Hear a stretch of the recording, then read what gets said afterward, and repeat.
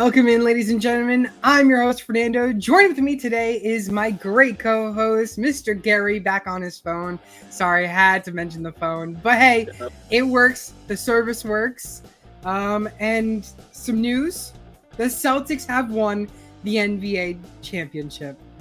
Woo! Big deal. Big deal. Exactly on the same day that they won the last one, just years and years ago, back in 2008. Isn't that so amazing, Gary? When's the last time the Cavs won? I don't know. The greatest ring ever, 2016. What, the one he says, Cleveland, this is for you. Yeah, we came back 3-1. Boo. No team has ever done that before. Boo. So Yeah. it's okay. I mean, it's all right. You can be a hater. Anyways, we're back on. We're covering the NFC North and the East today. It's going to be a great one. And yeah, so jumping into the news right away, I think Gary's frozen. But he's got a good smile. You've got a good smile. Am I frozen? Yeah, you're frozen, but you got a good smile on camera. Oh, there you go. You're back. You're back. All right. I was about to say, it wasn't showing me frozen on my phone, so. Nah, you're good. You're good. Going into the news, though, there's not really much news that's happened in the past 2 weeks. Past week. Basically, we'll start with the Browns because, it's terrible news for you guys. The Browns release Lonnie Phelps following a DUI arrest in Florida after crashing into a restaurant. Basically, I guess the Browns Season like to over. crash into restaurants. Season over. I don't know what to say. Season is over. How important really was he? I'll be completely honest with you. I had no idea who he was.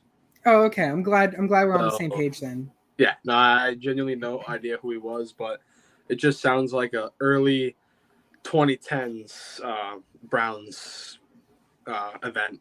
So I'm, glad that we're starting the season off the right way before it really even caps off. Yeah. I mean, we got some better news, the Patriots. We managed to get an extension on Ramondre Stevenson. He signed a 4-year, $36 million extension. $17 million is guaranteed. The $9 million new money average puts Stevenson 7th among running backs, which running backs have been really hard to get paid. So it's really nice that he got the extension. He's now, among all running backs, he's sandwiched between Joe Mixon, who's making $9.875 million a year, and Derrick Henry / DeAndre Swift, who make $8 million a year. So that's some good money. That's some good money for Ramondre Stevenson. Yeah, no, I'm happy they did it. I'm happy for him. I've always been a fan of Ramondre. I don't think they use him to the best of their ability. I think they could do a better job of using him. But maybe this is a sign of things to come. Positiveness for the Patriots? Yeah, right. During this contract, maybe he gets the ball a lot more the way he should. If he does, I'm all for it because, like I said, I'm a big Ramondre Stevenson fan. Not sure if he should be getting paid the same amount that Saquon, Derrick Henry, and even Joe Mixon are making. But then again, it's the new era of contracts. Everything's more expensive.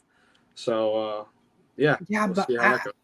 I agree with you. Like, I think Stevenson's great, but is Stevenson worth that much money? Yeah. Putting DeAndre Swift, Derrick Henry, Joe Mixon.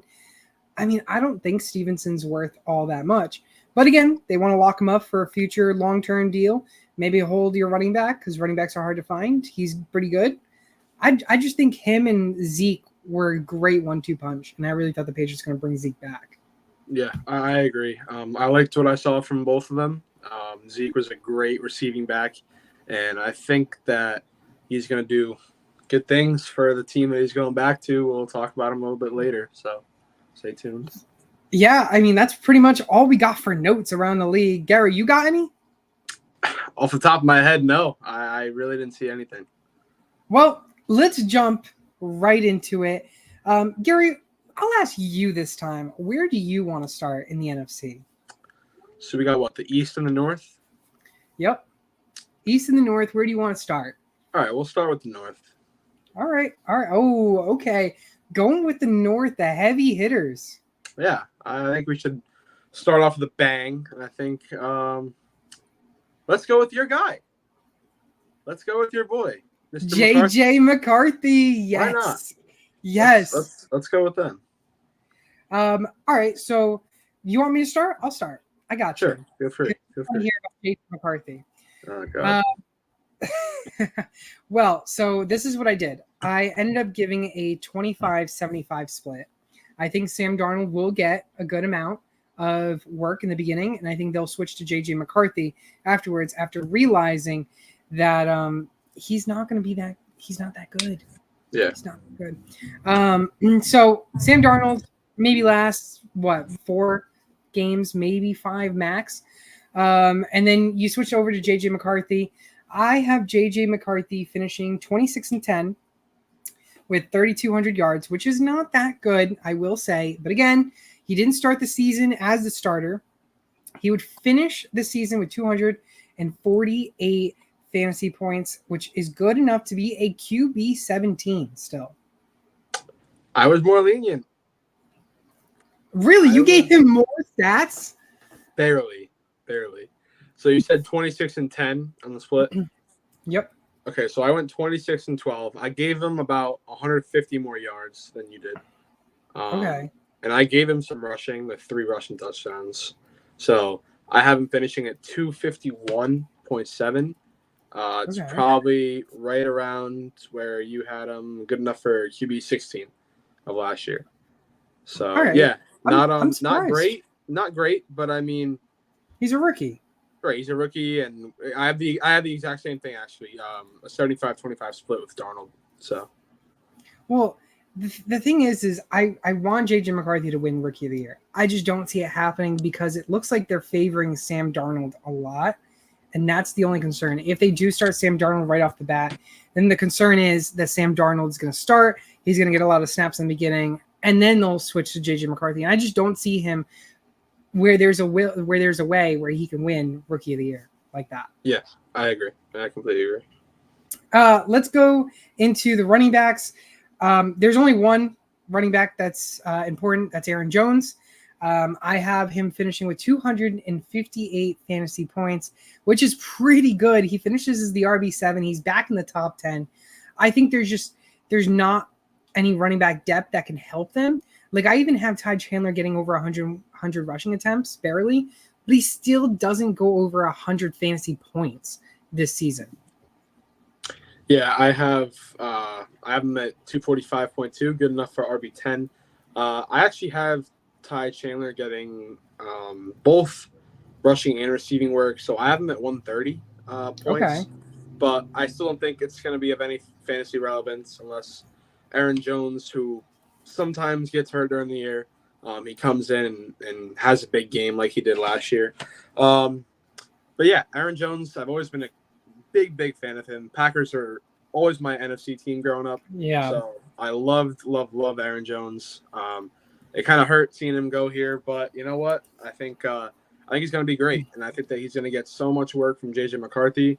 Mr. Hand the ball off, Mr. Dump it to the out guy. So I think Aaron Jones is going to have a great year. I have him at 245, good enough for RB10. Oh, that's pretty good. So we have Aaron Jones finishing as a top 10 running back again. Back in there. I love it too. Going into the wide receivers. So this was really hard to stat for wide receivers because it's the ghost man of Sam Darnold and JJ McCarthy, who I love. I did give the amount of passing targets. I gave 539 between everyone. I have 3 players getting over 100 targets in this receiving core. Wow. Justin Jefferson, Jordan Addison, and TJ Hawkinson. Justin Jefferson, again, 1,000-yard season. Jordan Addison, not so much, but close. 2 relevant wide receivers. I have Jordan Addison, 208, and then I have Justin Jefferson finishing with 250 fantasy points. That 250 is enough to be wide receiver 13. Wow. Yeah. I did not go that route at all. Okay. I think Jefferson's too good to not get his own. So I gave him 165 targets. Ow. And I gave him another great year. Just barely eclipsing 1,500 yards, 9 touchdowns, 318 points, good enough for, I believe, wide receiver 4 of last year. So wow. Yeah, I Okay. think, like I said, I think he's just way too good, man. I think even the rookie and even the, not great Sam Darnold, they're gonna give him the ball. They're gonna shove it to him. So, I don't think they're gonna just shy away from him just because, they're new or they have a lot Yeah. of guys to feed. I have Jordan Addison only at 170 points. Okay. I'm not gonna lie. So yeah, that's good enough for last receiver 39. Yeah, I and believe I he mean, was. he finished as wide receiver 23 with 221. Me getting him right around 200 mark would be wide receiver 34. And I think that's also with 9 touchdowns I have for Jordan Addison. And then Justin Jefferson, I have 10 touchdowns as well. Looks like technical difficulties from Gary. He's probably going to get kicked off and then come back. Sorry. Am I back? Am I back? Yeah, you're back. You're back. Okay. All right. Did you talk about Hawkinson? No, I was saying how I have Addison with 9 touchdowns and Justin Jefferson still with 10 touchdowns. So. Oh, okay. Okay. I gave Powell 4, so I think, and I gave Hawkinson 6, so I think that's kind of where Addison's drops a little bit for me. I only gave him 6. Okay. So I don't know how many yards Addison had last year. I feel like it was close to.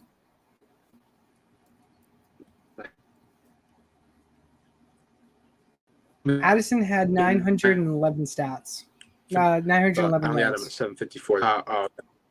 Yeah. Okay. Yeah. Bit of a drop off. What about Hawkinson for you? Where do you have Hawkinson in the rankings? Yeah, I gave him 150 targets. I think he's also way too good to not give him the ball, and I think that McCarthy's going to want that security blanket, and it's going to be him. He's too reliable. I have him going for 1,050 yards, 6 touchdowns. Wow. Yeah, I have him at 245 fantasy points. Good enough for last year's tight end 1. Tight end 1. I have him tight end 4 with about 220 fantasy points. I agree with you. He's going to have to be getting a lot of targets. He actually gets the most targets on this team. Yeah, and I think what people are forgetting too is that he got hurt last year, so he didn't even play a full season. And I believe he finished, 3 or 4? Yeah. 3 or 4? Yeah. So I think it's going to be scary. I love Hawkinson and what he brings to the table. So is there a way where you could see Justin Jefferson getting a low-end wide receiver 1 mark? Like I have. For sure. I don't know if I could go as low as 13. Okay.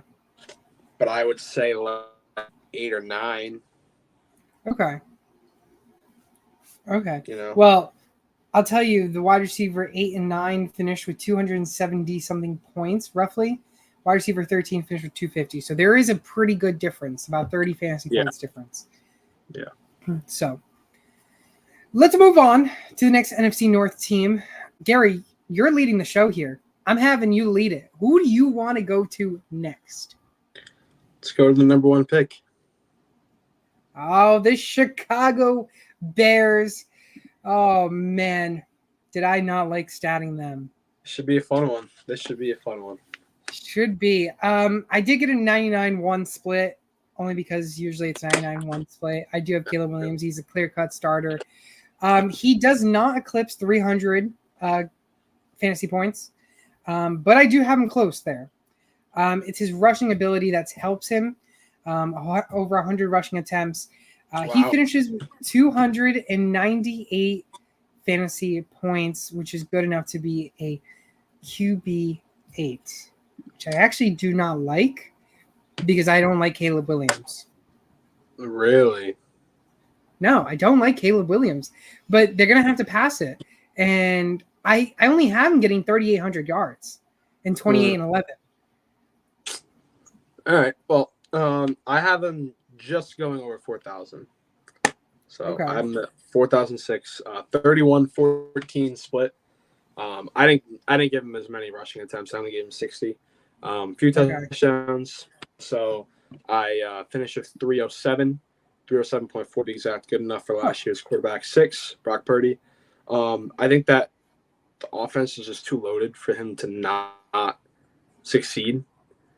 He may have some early season struggles, but once he gets acclimated and gets these wideouts in stride, it's going to be scary. yeah. I mean, we'll go into the wideouts too because I have 2 wide receivers getting over 1,000 receiving yards, and that's pretty much it for receiving. Cole Kmet becomes irrelevant in the tight end world, and DJ Moore and Keenan Allen both eclipse over 1,000 receiving yards and also eclipse over 200 fantasy points in PPR leagues.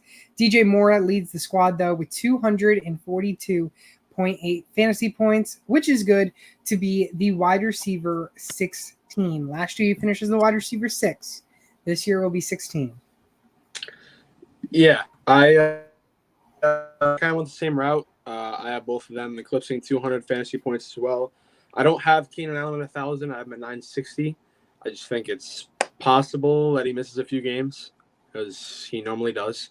So that could probably steer him away from the 1,000-yard mark. But I have a Dunze not necessarily being fantasy relevant, but putting up 500 yards and 4 touchdowns. I think he'll do something for this team. Cole Kmet, I agree. Not really fantasy relevant at all. I only have him at 109. I've never really been a big fan of his to begin with, but I gave him 4 touchdowns, if that counts. Yeah, DJ Moore, I'm at 254.1. Good enough for last year's wide receiver 13. Bit of a drop-off, but it makes sense. I mean, Keenan Allen's there. It's another big mouth to feed. So Keenan Allen and I are finishing at 221. Good enough for last year's wide receiver 23. Okay, that's pretty good. Now, here's the question I have with you. Rome Odunze, they draft him very, very, very early. Why they needed to, I really don't know because I don't think they needed to. But I have him only getting 110 fantasy points. Yeah, I only have him at 114. That move didn't surprise me at all. I actually had him go into the Bears. It was either the Bears or Jets, 9 and 10. I had a feeling he was going to go to one of those teams. I just think that the Bears want to load up this offense as much as they can, and the best way to do that was just give them what probably will be one of the better wide receiver 3s in the league going forward. Okay. Going into the running backs, I have Roshan getting just above 100 fantasy points, but leading the charge for Chicago is of course DeAndre Swift. He gets most of the targets share, rushing attempt share. He does not finish with over 1,000 rushing yards, though, just shy of 1,000 rushing yards. I have him finishing with 202.8 fantasy points. That 202.8 is good enough to be the running back 17. So I actually took a little bit of a different route. I actually have Khalil Herbert being the second back here in Chicago. I have him finishing with 118 and Roshan Johnson finishing with 92. Neither of them being too relevant in the fantasy world. But I have DeAndre Swift also just short of 1,000 yards. I put him at 966, finishing with 211.8 fantasy points. That's good enough for last year's RB16. Not great, but not awful either. So did you give him more rushing? How many rushing touchdowns did you give him? I gave him 5. I gave him 6. That's the difference maker right there. Yeah, because we're about 9 points off for the most part, give or take. Okay, that's not bad. Do you think there's a world where DJ Moore or Keenan Allen gets traded by the end of the trading deadline this season? I can't. I don't think I can. Unless they're just blown away with an offer. I really don't. Like I said, I think they want – at the beginning of the year, there was rumors that Caleb didn't want to play here. And whether it's true or not, I think that Chicago is going to try their best to keep him happy. Obviously, he's on a rookie contract, so he's going to be here for a few years no matter what. But I think they want to keep him happy and show that he's their guy. He's the face of their franchise now. So what they've done so far, the fact that besides DJ Moore, their next best wide receiver was debatably Tyler Scott or Velus Jones Jr., and now it's Keenan Allen and Rome Odunze. I mean, they have done so much work to restructure this offense, and I think it looks really good. So I don't see a world where that happens. If it does, I'll honestly be shocked. Okay.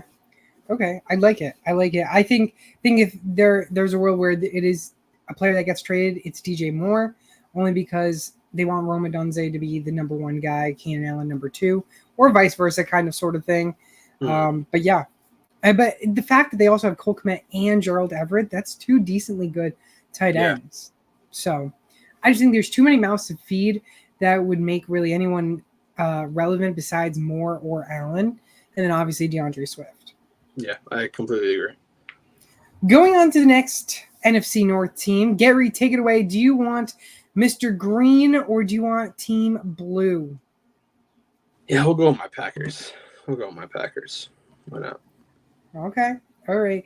Your Green Bay Packers. This one, receiving wise, was a little tough to predict because they're all pretty good when they're able to play and they're healthy.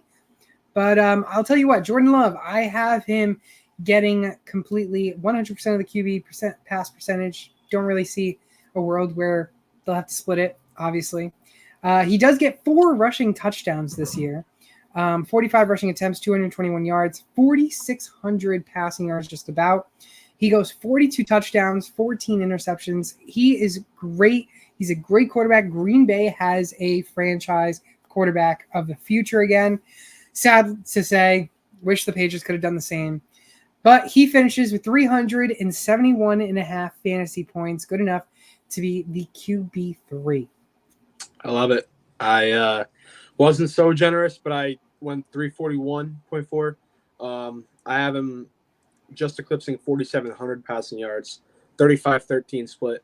I gave him 200 rushing yards and 3 rushing touchdowns. So not as much as you, but still 341.4. That's still top 5. Yeah. Quarterback 4 last year. So I completely agree with you. He's a great quarterback, showed so many flashes, and showed that he can play in the playoffs too. He's not just a, regular season face. So I really like what the Packers got in Jordan Love. Yeah. I mean, I love this guy. I think this guy's really good. And yeah, he's going to be a great one to have in fantasy. Dynasty, if you have him, he is going to carry your team. You're so lucky. You got him for dirt cheap when he came out. Dirt cheap. Dirt cheap. But going into the running backs, a new scenery for running backs, the RB1 there, it's Josh Jacobs. He still gets a monster workload. He just passes 1,000 rushing yards. He does get most of the targets as well. He is the dark horse guy. He's going to be the guy that's going to lead the team. A.J. Dillon, he's irrelevant. Throw him in the dumpster. He's had too many years that he still has not developed to be that guy that we wanted him to be with all the muscle that he had. Marshawn Lloyd they drafted. I think he's going to be really good, and I think he's going to actually take 15% of the rushing. A.J. Dillon, he gets 23% of that rushing, so it's kind of very close between the two. But Josh Jacobs finishes with 226.7 fantasy points, good enough to be the RB14. Yeah, I agree. I think Josh Jacobs, that pickup was so good for them. As much as I love Aaron Jones, I think that he's getting older, and Josh Jacobs needed to get out of Las Vegas. So very happy with the move that they made. I have him finishing with 254.4 fantasy points. Good enough for last year's RB8. Yeah, I think they're going to use him any chance they get. I gave him 50 targets and 260 rushing attempts, heavy workload, just short of 1,100 rushing yards, 8 touchdowns. And I agree with you. A.J. Dillon, he's not that guy. He never was. He's the only guy that I've always hated on this Packers team when he was there. Wow. Just due to the fact that I never saw what other people did, and I didn't like the fact that he took so much away from Aaron Jones. I don't even have him getting 100 points. I don't have Marshawn Lloyd really doing anything either. It's really just Jacobs being the main guy in this backfield. I think Marshawn Lloyd is going to be the RB2 by the end of the year. I think A.J. Dillon's either going to get traded I could see a world where AJ Dillon could actually get cut, to be honest. I don't think they would mind cutting him. But going into the receivers, this is where it gets a little interesting because I have 3 receivers getting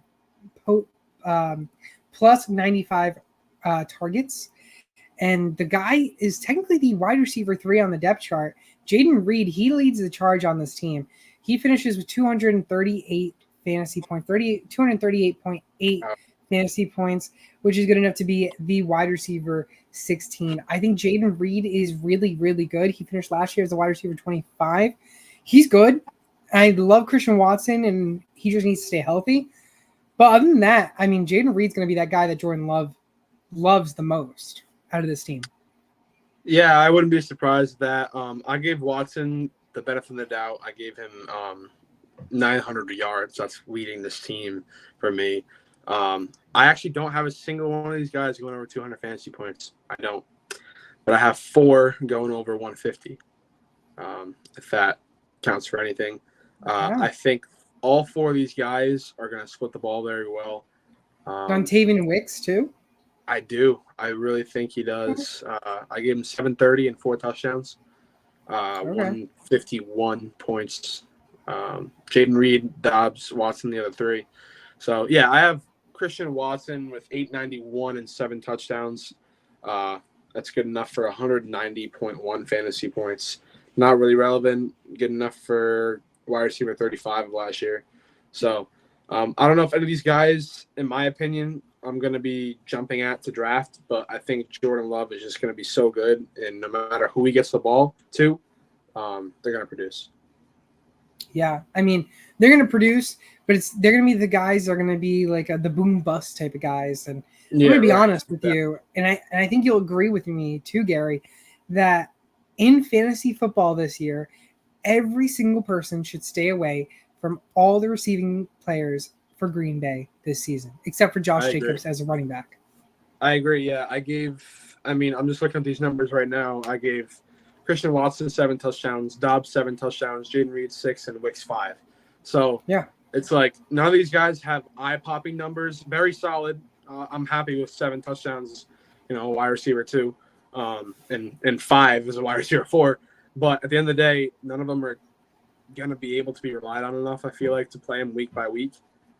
So, yeah, I really wouldn't be jumping to grab any of these guys. Maybe a filter-in guy at the flex every now and then, but you're really living on a prayer grabbing any of them. Yeah, you really are. And, I mean, you can argue with my take that Jaden Reed finishes as a wide receiver 16, and that is a very much possible for not only him, but all these receivers. Right. They have a possibility to finish at the top 15. It's just, where is Jordan Love going to want to throw the ball? Is he going to share the ball like he has been this whole season? I mean, between Romeo Dobbs and Watson, the target percentage is 16% for both of them, just about. And 18% for Jaden Reed, 10% for Dontavian Wicks. Like, it's very close. And all these guys, who knows, Dontavian Wicks could be the guy that could be the wide receiver 1 on that team on certain weeks. You just don't know. Yeah, I agree. That's why I say you're living on a prayer by playing these guys, because you're pretty much picking and choosing you think his week is going to be. Yeah, exactly.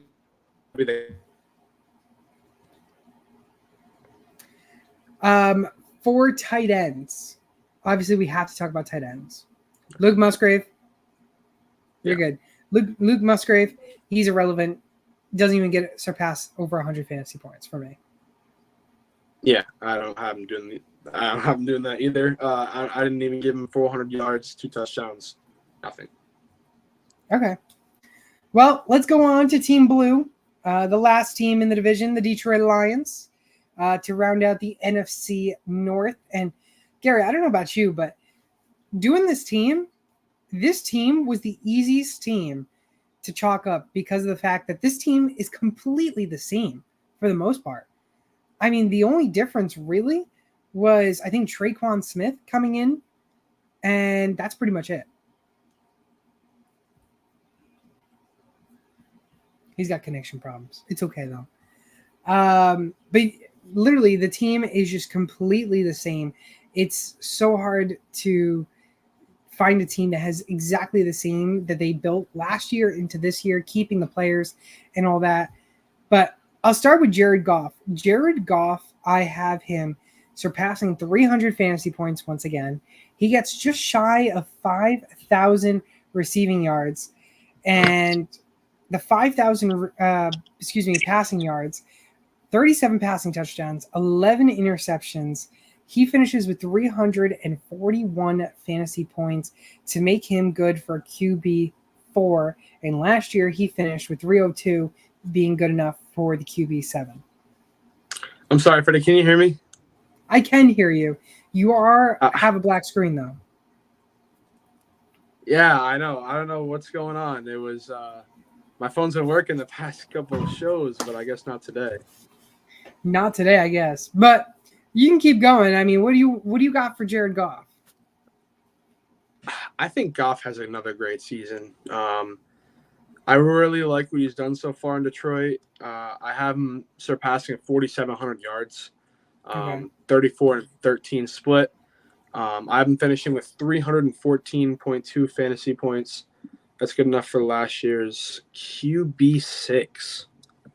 Okay, so right around where he finished last year. Yeah, he was QB7 last year. Yep. Okay.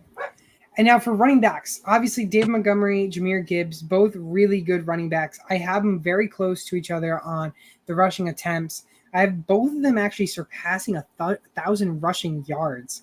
But PPR-wise, Jahmyr Gibbs gets the crown for it. He finishes with 255.4 fantasy points, good enough to be a RB7. And as for David Montgomery, he finishes with 216 points to make him solid for the RB15. So 2 top 15 running backs in fantasy for next year for the Detroit Lions and their running backs. Yeah, we went through like the exact same way. I had Jahmyr Gibbs just coming up short, 998 rushing yards, but I gave him a hefty workload in the receiving game. I have him finishing just shy of 260 fantasy points, also good enough for running back 7. As for David Montgomery, I have him eclipsing 1,000, getting 12 rushing touchdowns again, having 213.8 fantasy points, good enough for RB16. So yeah, wow. You have him at 2 top 15 backs. I have 2 top 16 backs. I think this team is pretty good. Going to pick up right where they left off last year. These 2 running backs are going to be stellar. And I'll ask you this. Say Jahmyr Gibbs and David Montgomery, you can get him in the 2nd and 3rd round. Are you willing to draft both Jahmyr Gibbs and David Montgomery in the same year? I would say yes this year more than I even think about it last year. Okay. I don't know if that's the answer you're looking for. Probably not, but I probably wouldn't. I'm not going to lie. I'm a really big Gibbs fan, and that kind of makes me be biased, as in a wrong bias towards Montgomery. And I feel like I couldn't do it to myself. One, to go back-to-back backs that early in the draft. I never really do that. But also, I can't see them being able to both produce, every week to what you need to win week by week. Okay. For the wide receivers, Amon-Ra St. Brown obviously leads the charge. He becomes another stellar wide receiver to finish top 5 again, having finishing with 337.1 fantasy points, which is good enough to be the wide receiver 3, which is exactly where he finished last year, just with 7 more points than he did this past season. Yeah, I have him just shy of 1,400 yards. He gave him 9 touchdowns. Good enough for wide receiver 4 with 309.4, just 1 spot below where he finished last year. I actually have his wide receiver 2 and 3 getting not a decent load, but I think they're going to be relevant on the field. We saw the same thing last year with Josh Reynolds and when he was there for his entire Detroit tenure. Mm-hmm. And Khalif Raymond does it himself too.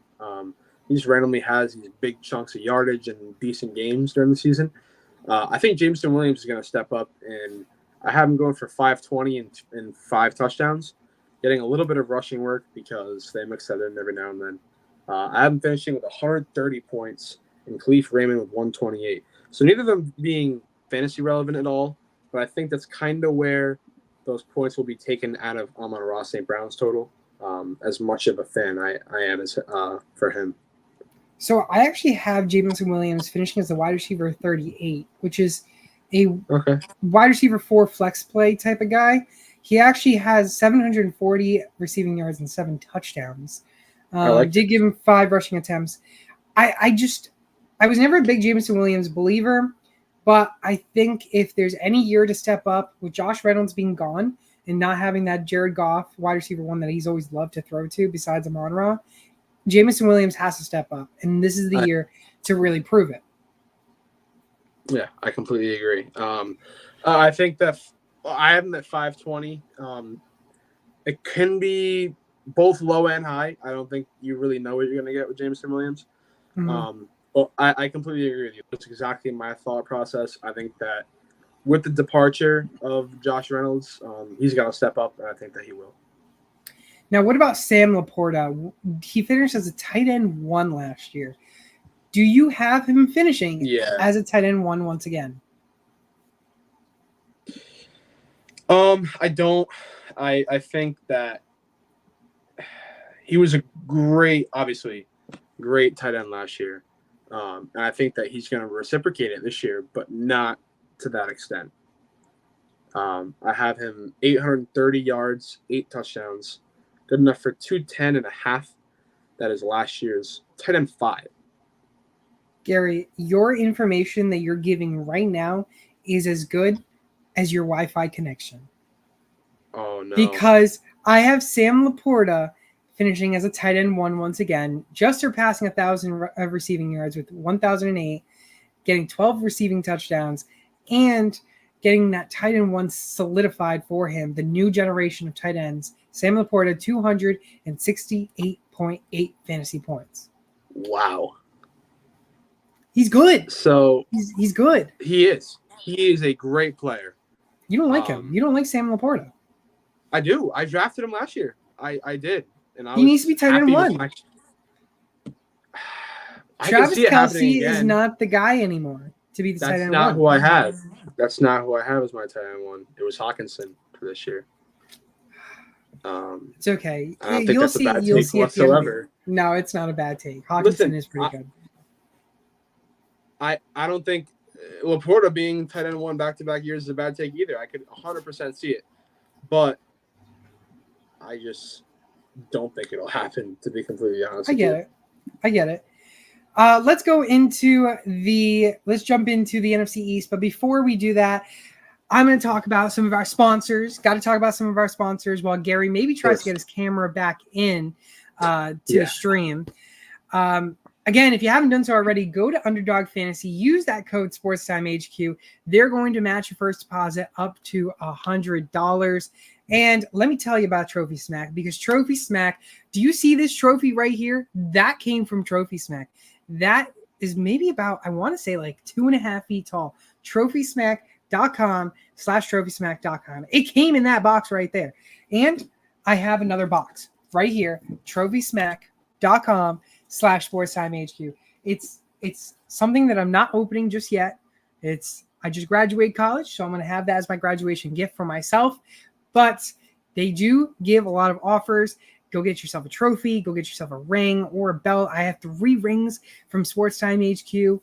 They are really good sponsor. I love them a lot. And I've actually met the guy that went on Shark Tank. He's a great guy. I met him when we went to Canton, Ohio to go for the Fantasy Football Expo, which we plan on possibly being there this year. But again, go to TrophySmack.com/SportsTimeHQ. And again, Underdog Fantasy, use that code SportsTimeHQ. They'll match first deposit up to $100. All right. While Gary maybe figures out what's wrong with his computer, tablet, phone, whatever it may be, speaking of the guy, he's back in as I just finished the sponsor. So let's go into the Philadelphia Eagles. because they are going to be the best team in the NFC once again. And the Philadelphia Eagles, Jalen Hurts, he's going to be another great guy once again to lead the charge in the fantasy QB world. I'm finishing with 395.3 fantasy points.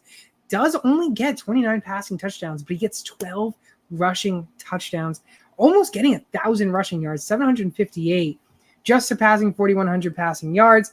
That's 395.3 is just good enough to be the QB2, which guess what, ladies and gentlemen, that is where he finished last season. So just a little exclaimer. I am back on my MacBook. Oh no. Listen, I don't know what it was, but I could not get my camera to work on my phone.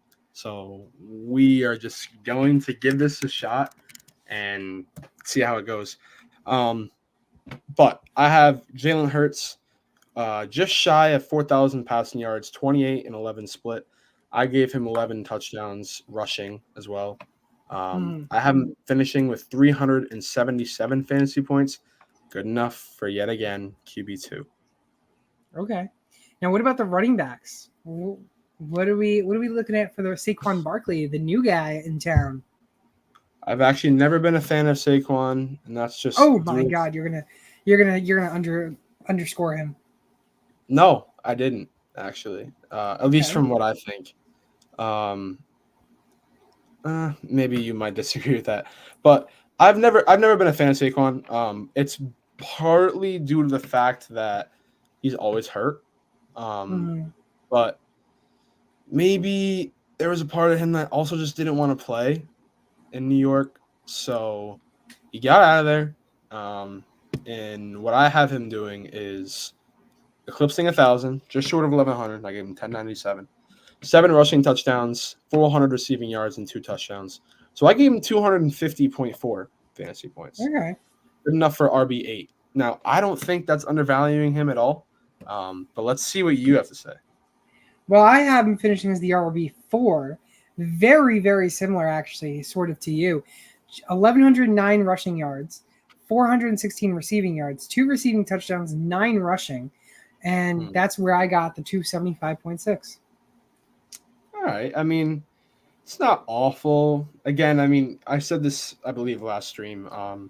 It wasn't just with quarterbacks. The entire last year was a fantasy dud. So I think that, what that is for RB4 could be very well, RB6 or 7. So, okay. And that's just how I'm looking at it, because I know that you think he's going to be great, and I think he's going to be good as well. But I don't know if I can put him at RB4. So we have Saquon Barkley back to being a top 10 running back for the 2024 season. Yeah, I mean, I do. I don't think – I can't see any other way that he's not, unless he ends up getting hurt again. I just think that Jalen Hurts' rushing capability is going to open up so many doors for him. Okay. I think so too, and I think that's going to help Saquon's yards per carry too, because of the fact that they're going to have to not only watch for Saquon, but also Jalen Hurts. So whenever these two get the ball, they're going to be rushing for 4.5, 5 yards per carry. Yeah. And that's what's going to help them bring their yardage so high up. I mean, it's crazy. I have 30% of the rushing going to Jalen Hurts and almost 50% going to Barkley.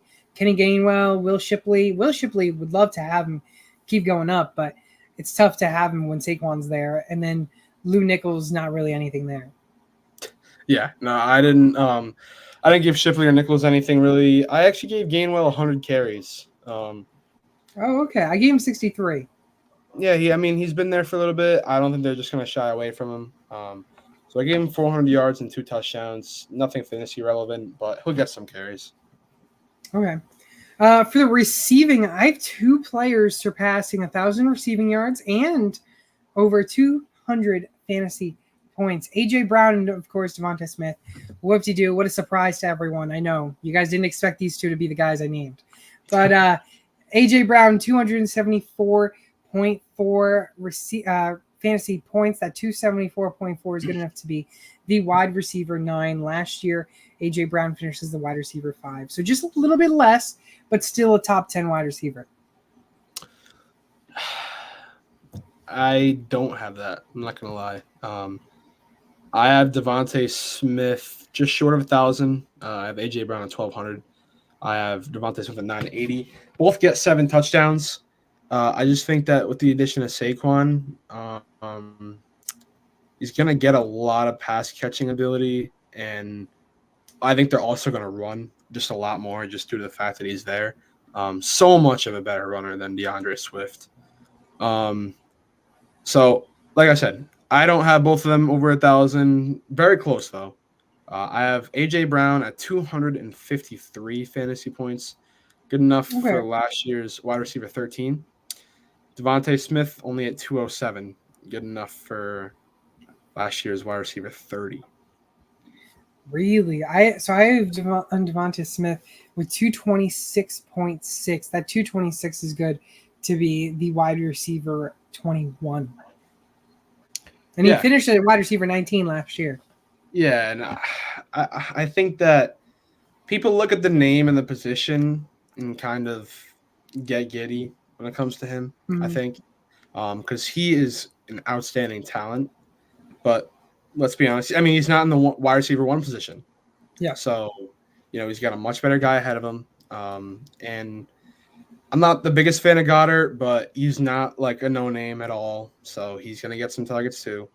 And they always include their running backs, no matter who's in the backfield. So I don't think Devontae Smith is going to crack into that top 10 or even 15. I think I said wide receiver 30. I wouldn't go that far if I just had to put him in a spot off the top of my head, but I think he probably sits in that 22 to 25 range. Now, Dallas Goedert, I have him finishing as the tight end 13 with just about 138 fantasy points. He finished last year as a tight end 14. Do you have him around that same mark, or do you have him actually getting less?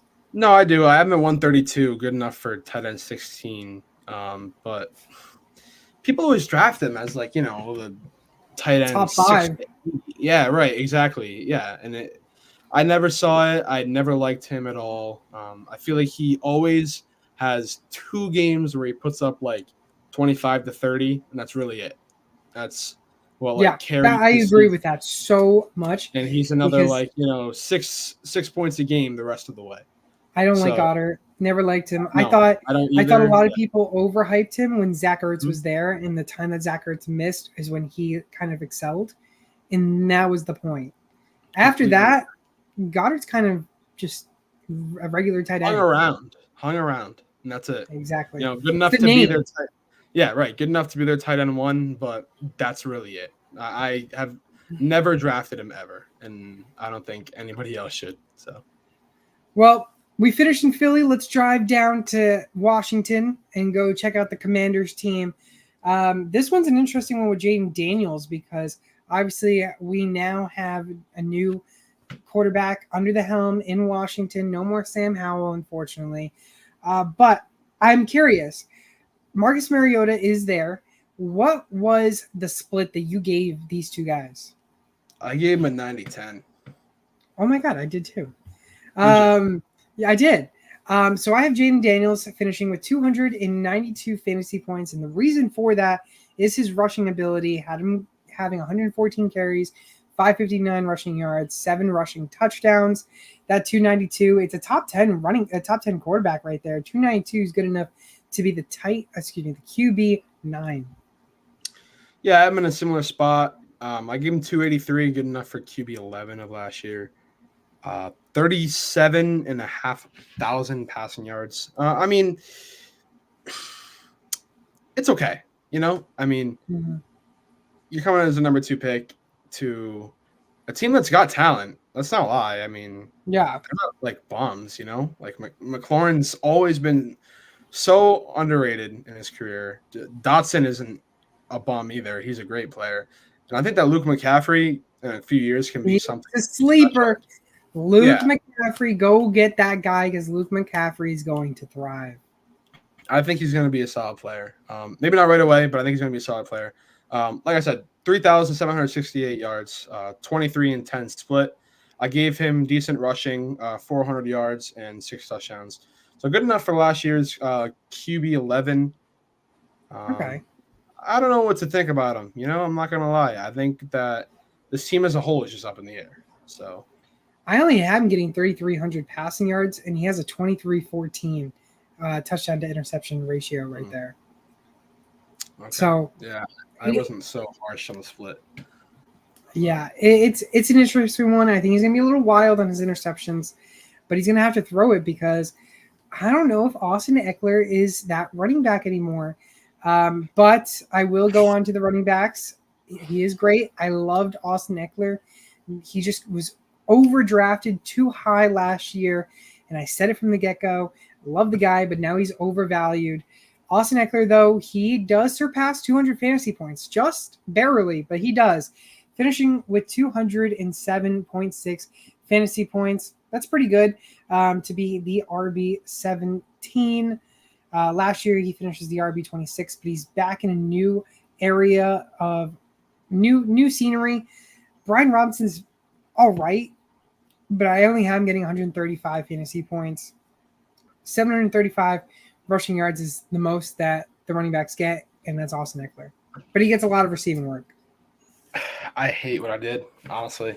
I don't like it, but What'd you do? I have Eckler finishing as last year's RB8. No way. Yeah. 250.4 fantasy points he finishes with. He doesn't even get 800 rushing yards, but he gets 62 catches and 550 yards and 3 receiving touchdowns. I just think that wow, they use their receiving back so well here, and I don't think they're going to shy away from it just because Daniels is here now. If anything, they might start doing it more. So, yeah, I think he's going to get so much receiving work. I gave him 6 rushing touchdowns. It might be a new breath of fresh air for Eckler. He's not the best back, in my opinion, by any means, but he's always been a fantasy, PPR stud. I'm not going to go as high as to say that he's going to be top 5, but I think he can scrape the top 10. I think he can. That's interesting. I would love to see a world where Eckler finishes a top 10 running back again because I think he's great, but I think I don't think it's just going to happen anymore. I always think about scenarios where a guy who is a PPR stud, was a fantasy stud for years, and he goes somewhere new or something happens that just decreases his value a little bit.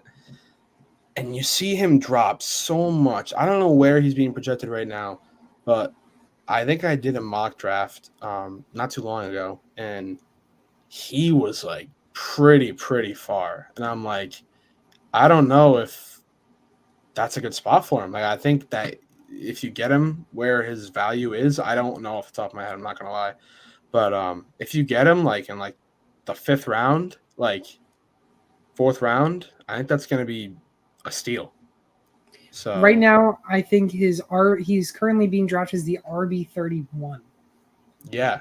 So that's probably like low. Yeah, that's probably like 4th round. Brian Robinson is getting drafted. Probably. Brian Robinson's getting drafted a little bit higher than him.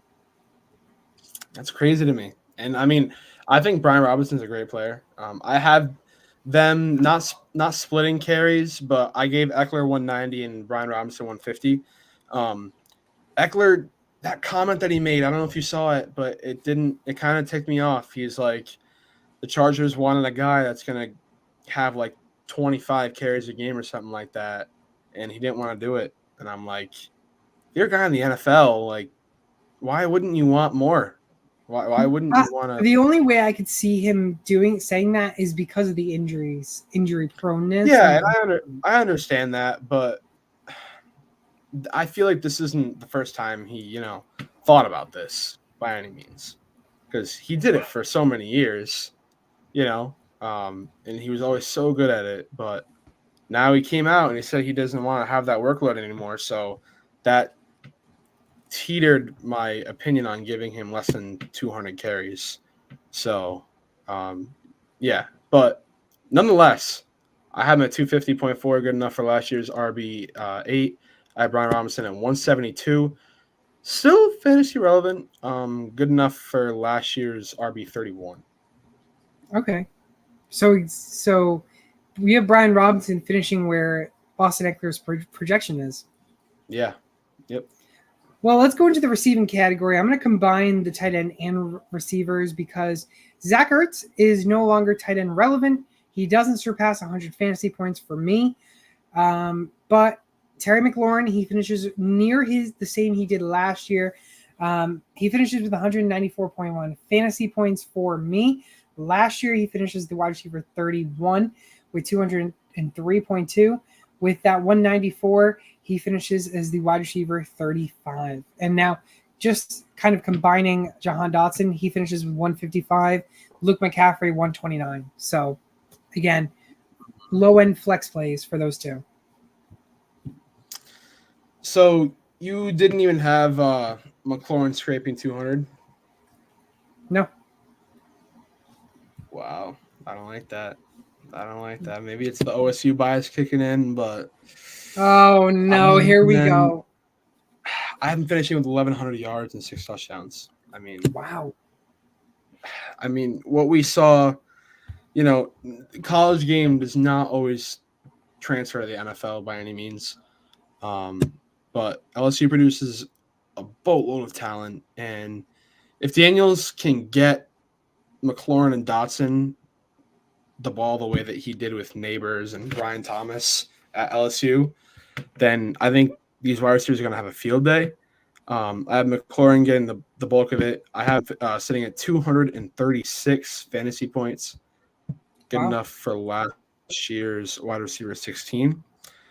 And I feel like he was wide receiver 31 last year. That's absolutely ridiculous. But I feel like when he was, getting his consecutive 950 to 1,000-yard season with bums at quarterback, he was sitting around that spot, wide receiver 15 range. So I think he can do it again. Dotson, on the other hand, I only have 150 and Luke McCaffrey at 100. I think McCaffrey will be good going forward, but Give him time. Yeah. And as for Zach Ertz goes, I actually gave him 500 yards and 3 touchdowns, 120 points. Good enough for 10 and 19.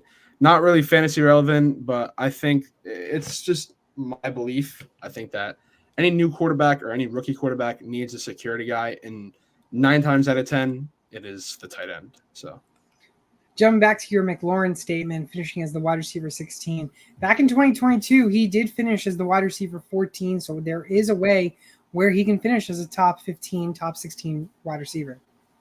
Yeah, like I said, I could be wrong, but I feel like he did it numerous consecutive years where he was like wide receiver 12 to like 16. That's, I feel like, exactly where he was drafted a lot too. So yeah, I think he for sure can do it again. Like I said, if Daniels can get him the ball the way he did Neighbors, then yeah, I think McLaurin's gonna have a great year. Let's go on to 2 last teams in the East. Gary, do you want to go with the America's team or do you want to go with the Patriots' enemy? Let's go with the Giants, just due to the fact that they are so bad, and I do not want to end with them. Okay. Well, I'll tell you what. I have a spiel for the Giants, but not. You know what? I'll stay my whole spiel, and then I'll have you talk about your team.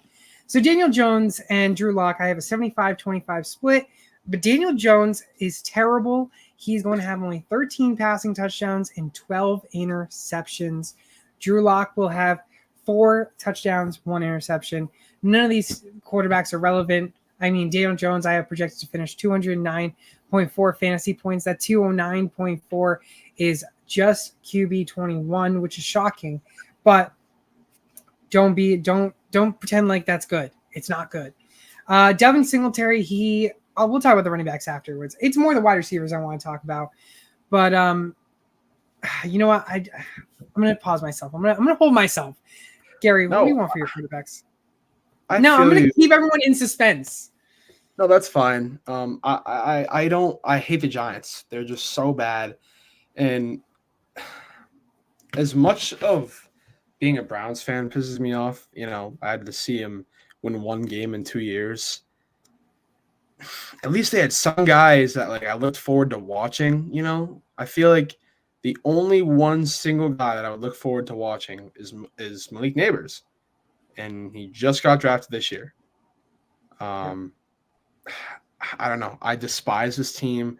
I don't think they're gonna have any good things going for them. Daniel Jones, I have 3,500 yards, 19-12 split. I actually went with DeVito as quarterback too. I saw some things that Drew Lock is losing. Get the DeVito effect. I saw some things that Drew Lock was losing the QB2 battle. Wow. Which is very hard to do as a guy that's been in the league for however many years. Like 5-6. So, yeah. I mean, this QB room is terrible. But I went with a 90-10 split. I think Daniel Jones will get the bulk of it. His rushing ability is what even puts him where I have him. But I gave him 247.5 points. Wow. Good enough. Yeah. Good enough for last year's QB 17. That's very, very generous. Yeah, I gave him 209, and that's also with the 5 rushing touchdowns that I have for him. Right. Exactly. Going into the running backs, Devin Singletary, he becomes a monster on this team. Because you know what? He becomes the monster for this team. He gets over 1,000 rushing yards. Gary, he has 4.6 yards per carry. This guy's actually pretty good. His catch percentage is 75.8. He's good. 1,058 rushing yards, 9 rushing touchdowns. He gets most of the targets too because Eric Gray, he's decent, but he's not going to be that guy. And he also gets 3 receiving touchdowns. The man finishes with 247 fantasy points. Devin Singletary becomes a top 10 running back in the NFL next season. I hate it. I despise it. I will never, ever make that take. Devin Singletary is terrible.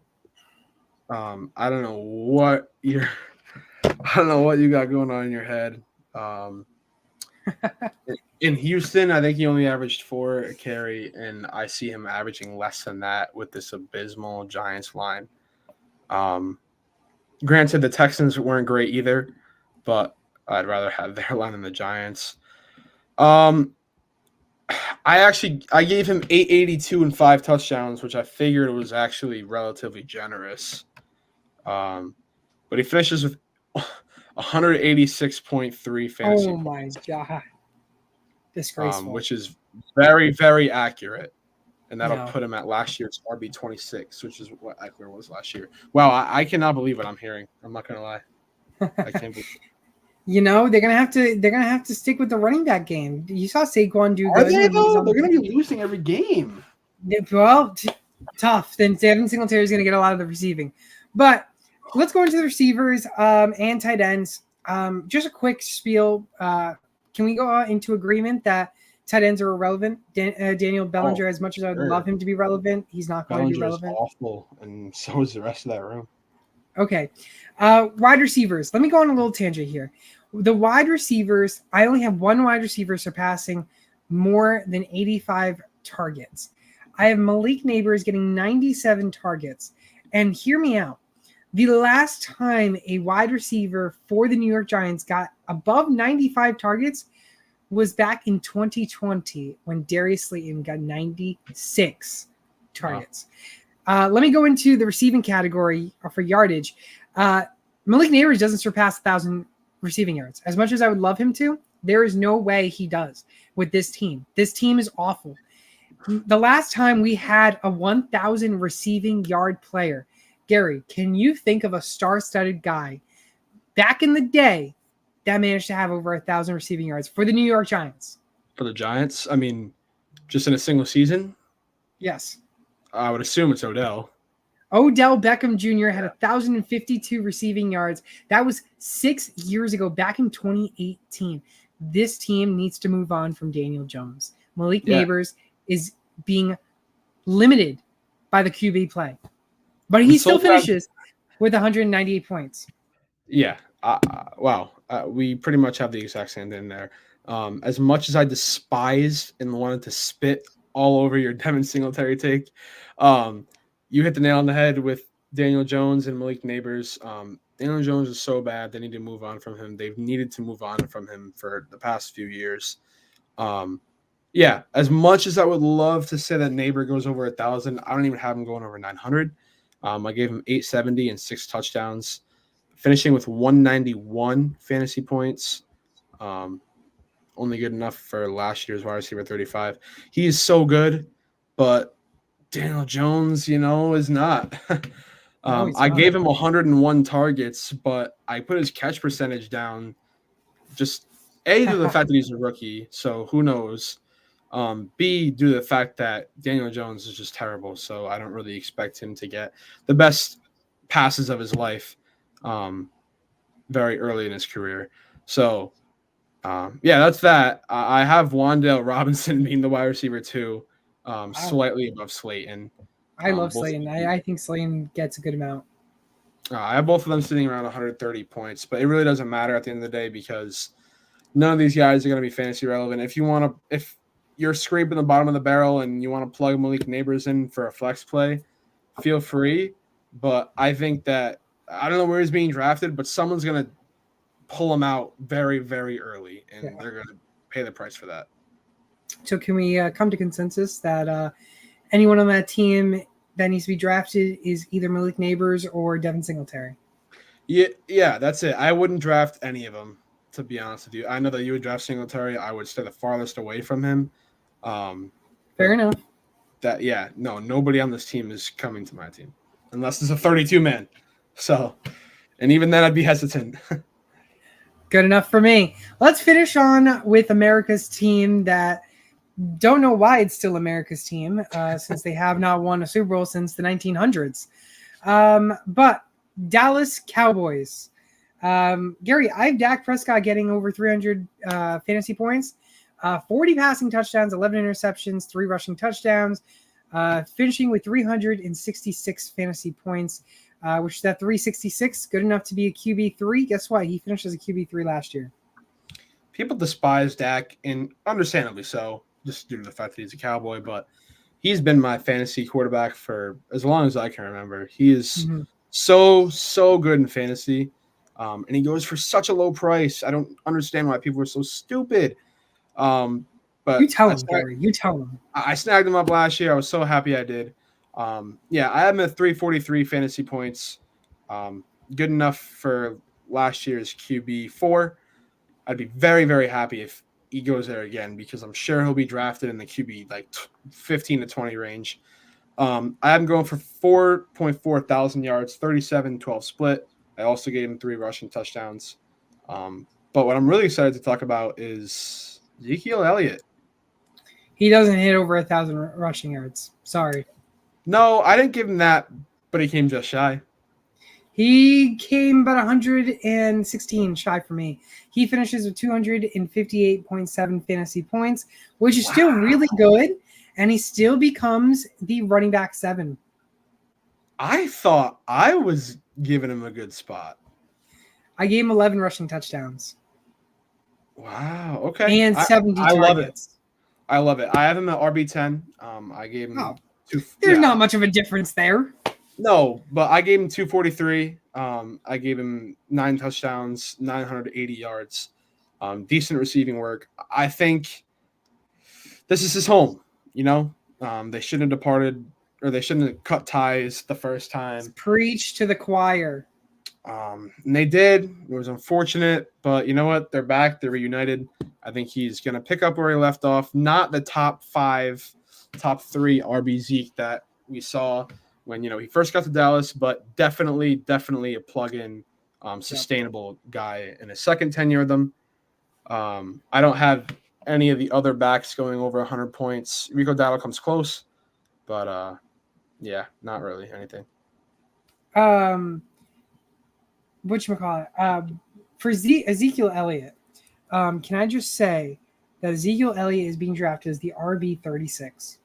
That's so wild. I'm gonna jump for joy if I'm there in like the 4th round and he's still there. Oh my god, I'm gonna love it. For wide receivers, obviously consensus-wise, CeeDee Lamb becomes another yearly stud, surpassing 1,500 receiving yards, 13 touchdowns for me. He does get a rushing touchdown, and he finishes with 369.7 fantasy points. That is good enough to be the wide receiver 3. Last year, he finishes the wide receiver 1, surpassing 400 fantasy points. He does come back to normal on the amount of points that you get for a wide receiver, but he is still a star-studded guy, and he should be the wide receiver 1 on your team. Yeah, and for any Cowboys fans or CeeDee Lamb fans that are currently watching, I'm going to be the first guy to say I owe an apology to CeeDee Lamb because I was never, ever a big fan of his, but he shut me up, and I'm glad he did because I absolutely love him now. I think he is so good.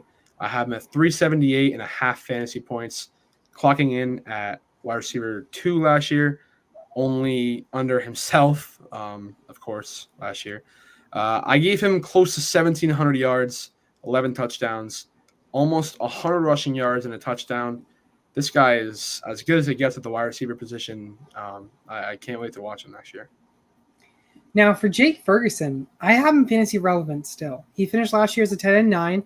I'm finishing a little bit better than what he did last year as the tight end 7, surpassing just 750 yards, 6 touchdowns, getting 187.1 fantasy points. A solid tight end 7.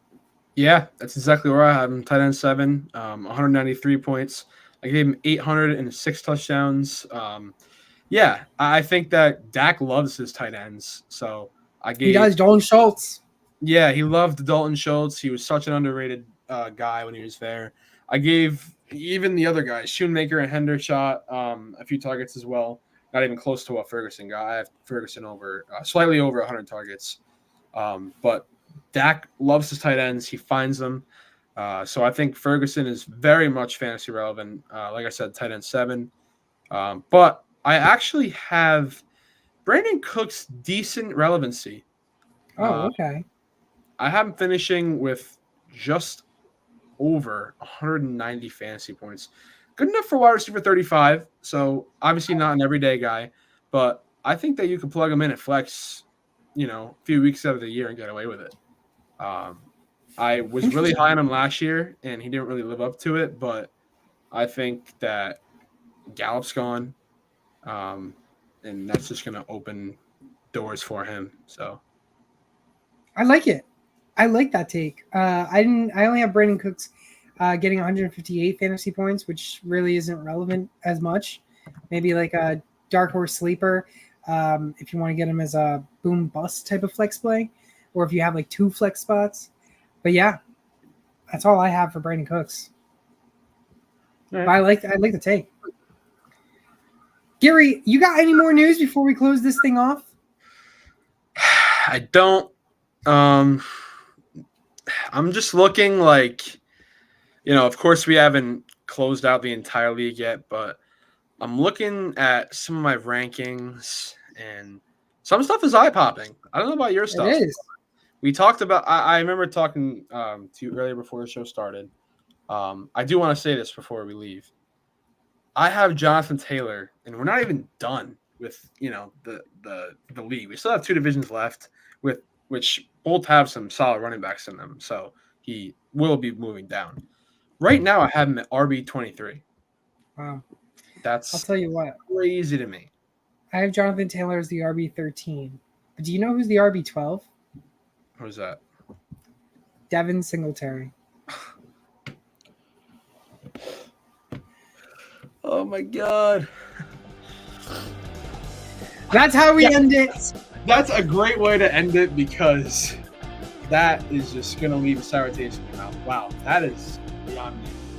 I'm wearing the spring shirt. I got to change it to summer because it's the first day of summer, and the longest day of the year. But that's all we got for this year's show. I'm your host, Fernando. Joining with me is my great co-host, Gary Dombeck. Go follow him at Gary.Dombeck. Next week, we got ourselves the NFC West and the NFC South, and that's going to conclude our full month of ranking all these teams. Of course, we're back here next week on Thursday, 6 p.m., back on our regular showtime. Gary is going to be here again. Keith, we're going to get him very soon, very, very soon. But yeah, that's just about it. Make sure to keep up with all of our social media at SportsTimeHQ. Again, if you haven't done so already, go to TrophySmack.com/SportsTimeHQ. You'll get yourself a trophy, ring, or a belt. Again, I got this right here, TrophySmack.com/SportsTimeHQ. Go get it. You see this trophy in the back? It's great. And then, of course, go to Underdog Fantasy. Use code SportsTimeHQ. They'll match first deposit up to $100. Thank you all for watching. I'm Fernando. I'm your host. Thank you, and we'll see you all next week.